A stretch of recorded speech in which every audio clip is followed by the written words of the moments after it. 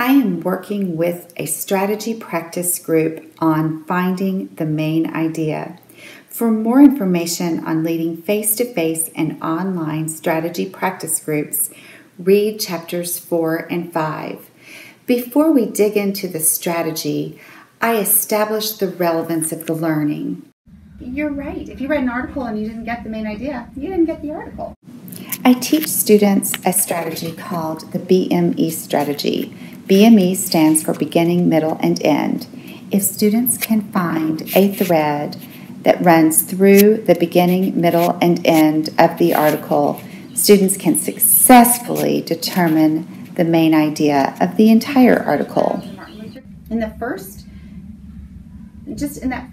sentence, the author talks about something that was a part of growing up in Atlanta. What was that? What was it that was a part of growing up in Atlanta? Right. Laws. And in the middle of the article, the author describes those laws. Black-colored skin people had disadvantages because of the laws which only gave the white-colored skin people privileges. Do we see that it's all about laws? It's all about laws that were being passed? Now let's look in the end of this passage. In that very last piece, the author refers to the father keeping the children at home to be protected.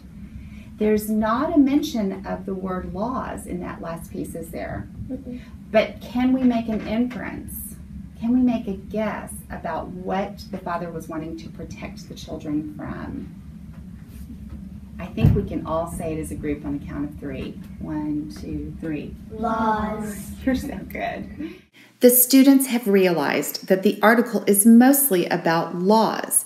Now I want them to dig deeper and understand what the author wants us to know about these laws.